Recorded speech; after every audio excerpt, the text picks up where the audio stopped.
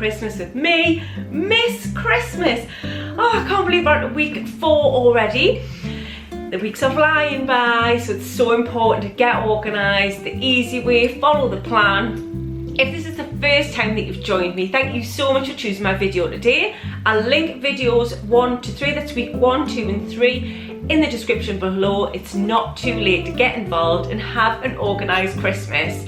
Following my plan, you'll end up with a really relaxed December. You'll be able to enjoy the festivities without running around reenacting Jingle All the Way. So, without any further ado, let's get stuck in. Have you got your cuppas ready? If not, give this video a pause and go make one now. Okay then, so week 4, and this is when I like to have a freezer cull. So I don't mean I get rid of the freezer. I will start going through the freezer and I'm going to make a list of everything that's in each drawer. And then I'm going to start making meals with those things. Sounds simple, right? But I think we're all guilty of filling the freezers up and not really knowing what's there. So I'm going to be pulling out each drawer. We've got 2 freezers in here. And I'm going to be pulling out each drawer from those and just making a list of what's in them. And then when I'm putting meals together, I'm going to be trying to use up as much as I can from the freezers so I can make space for all of those yummy Christmas treats. I've already got a few. Little tip as well, if you're needing the space, is to take the things out of the boxes, because most things are in some sort of internal wrap, and obviously if they're not, then you'll have to leave them in there or maybe put them in a freezer bag or something like that.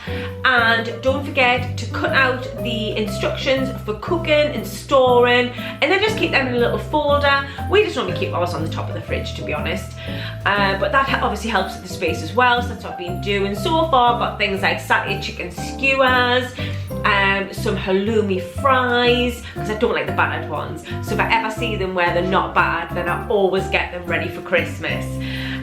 So what I'll do on Boxing Day, I'm going to do pulled pork. That's quite an easy one. It goes into the slow cooker in the morning and then it just does its thing, and then Jason does the pulling. So I'll obviously be getting the pork, then I'll need all of the herbs and spices that I put with it, bread buns, applesauce, coleslaw, things like that. So all those little bits that go with it. So kind of once you've done this, you know, you'll sort of naturally start putting your shopping list together. It just makes it a bit easier if you know you've got a little bit of a plan for over Christmas. You know, you're not sort of thinking, oh, what am I doing today? What am I making? What else we've got on there? I'm going to do a buffet over Christmas, a nice beige buffet. I'm always like one of those. I'm going to do a ham. We're actually going out for a Christmas day lunch this year again, which I'm really, really looking forward to. But we do still have leftover sandwiches. So I actually buy turkey, stuffing, some roast potatoes and things, and I actually cook them between Christmas and New Year. It's not a full turkey, it is like cooked sliced turkey breast that I get, and then I'll just like heat that through with gravy. So basically have a leftovers Christmas dinner in sandwiches, even though we didn't really have the Christmas dinner. And it's just something that I did last year, and we really enjoyed it. So we'll have turkey stuffing, roast potatoes in buns with gravy. Oh, I'm so excited. Pigs in blankets as well. Can't forget the pigs in blankets. If we just have all of those, as if we did have leftovers, you know. So that's me starting to put the plan together now, which is great. I've had to use this page rather than one of the written pages in here because they are starting to get a bit full now. This has lasted me 3 years so far, so I mean I could go through and just alter the dates and things in there, which is probably what I'll do, but it was nice just to sit down and get a list going ready. You know how much of a fan I am of my lists. And just before I go any further, I did have a question this week about using a notebook and then being out in the shops.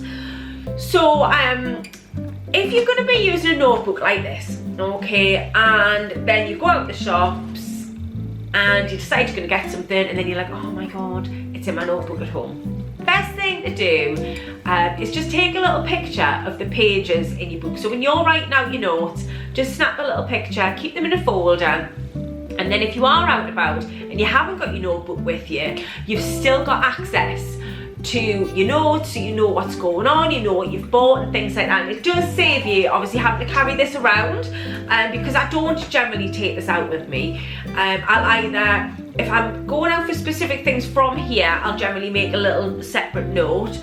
But like for instance, this here, I've got a picture of now, and then anything else that I do that I edit on here, then once I've changed it again, then I would just take another picture, so you know that you've always got a reference while you're out and about, because I'm not carrying this out and about while I go to the shops, but I do like a written list. But it's really helpful just to have that as a reference when you go out. So if you're thinking about a present for somebody and you can't remember, did you buy them that gift set or not, then you'll know, because you can have taken a photo of your present list and then you can see it, okay? Sorry, I just needed to say that while I remembered it. Right, so next thing, Christmas PJs. They are out in the shops, they are everywhere. They are one of my favourite items of clothing, absolutely love them. And I love Christmas, so Christmas and PJs, it's a match made in heaven for me. They are everywhere. There's so many nice ones this year.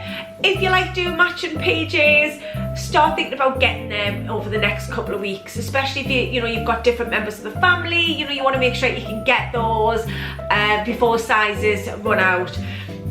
Don't forget as well, I actually had one year where I couldn't find the size that I wanted for Jason.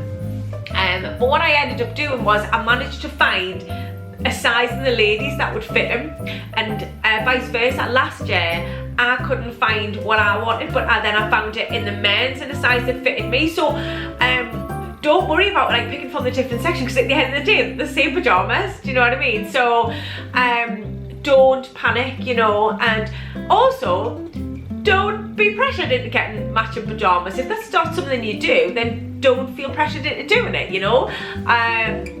but yeah, even just getting Christmas PJs, just to treat yourself to a nice little set. I mean, I don't know about you, but there's nothing better than like a fresh set of PJs, a hot chocolate, and a Christmas movie, so little rewards for yourself once you've completed some of your tasks. Thinking, well, I'm going to treat myself to some new pajamas. So they're all out in the shops now.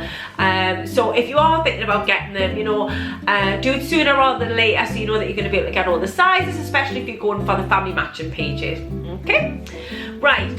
Clothes cull. Now I desperately need to do this because I'm at the point where I don't have any more space in my wardrobe. I'm now hanging things on hangers on the door on the outside, and half the stuff in my wardrobe I don't wear. So I need to have a massive clothes cull, which will then make space for more Christmas jumpers. So just go through. If you haven't worn it for the past year, I mean, when you say if I haven't worn for the past 6 months, it's quite difficult, because 6 months ago you wouldn't be wearing winter stuff. So I would say if over the past year you haven't worn it, or it's looking a bit old, or it doesn't fit you anymore, get it at the charity shop. You can take it to the weighing place and get, a couple of pounds for kids' money boxes or whatever. But yeah, just get those sorted, get them to the thrift stores or wherever you would take your clothes. More and more places now I'm finding have got the clothes donation stations where you can just pop them in. It's like a letterbox. So there's plenty of places. If you don't know where to go, just go Google online, clothes recycling in my area, and I'm sure loads of things will come up to help you with that. And yeah, it sometimes gets overwhelming, and I know for me I'm gonna have to take it like one shelf at a time and then one part of my wardrobe. So just break it down, all these things that I'm talking about don't necessarily have to be completed this week. It's just things that you need to be thinking about doing, so don't get overwhelmed with it. If you're doing a clothes cull and it takes you until December, it doesn't matter, right? The point is, by doing these things bit by bit, it takes away the overwhelm, it takes away that rush, okay? So just take it easy, have a think. Will you wear it again? Is it just no good?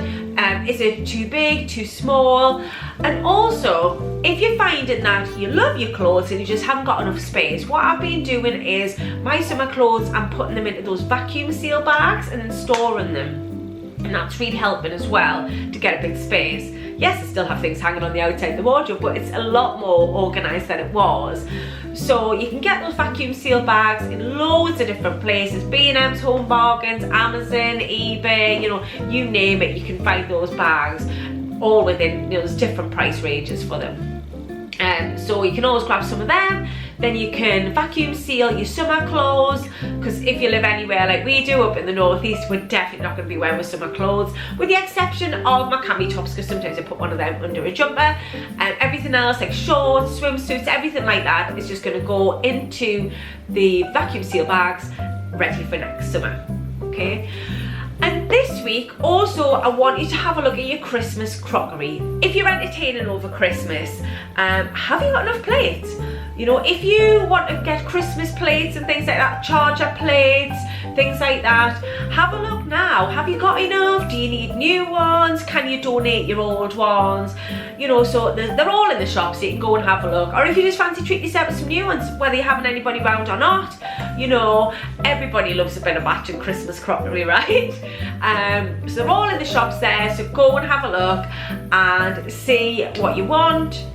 If you need anything, obviously don't just buy them because, you know, they're there. You know, make sure that it's things that you need, because at the end of the day, don't feel pressured into buying matching sets if that's not what you do. It really doesn't matter, you know. But if you are going to be doing them, then this is the time to start thinking about it before the sell out of certain items and you find that you can't get all the balls in the design that you want, for instance. Okay. And finally this week, book your hair, nail appointments, any beauty appointments that you're going to be wanting to do up until Christmas. Get them booked in now. All the salons' diaries are open. Get your appointments in. The last thing you want is not be able to get your hair done for Christmas or your nails or whatever. So make sure that you get those appointments booked in with your stylist now, okay? This is definitely something that I recommend that you do this week, okay? Get that in, get that sorted, and then you know that you're going to be beautiful for Santa coming. So whether that be your hair, your brows, your lashes, your nails, whether you want a spray tan done, and all over massage before Christmas, get those things booked in now. Most places don't take a deposit. If they do, it's a small deposit, so you won't be having to pay for the appointment until you go. But it just means that you're not going to be thinking, oh my goodness, I can't get my nails done, because I love having my nails done and I would hate not be able to have them done for Christmas. Same goes for my lashes. So get those appointments in and know that you're sorted, and then you can relax. There you go, that is everything for this week. So we're gonna have a freezer food cull, start planning your meals for Christmas week, Christmas pages, have a look at those, see if you fancy any, have a clothes cull, book any hair, nail, lash appointments, anything like that, and start looking at the Christmas crockery to see if there's anything that you want to get. There you go. That's everything for this week. Thank you so much for joining me this week. We'll see you again next week for week 5. Stay festive. Bye for now.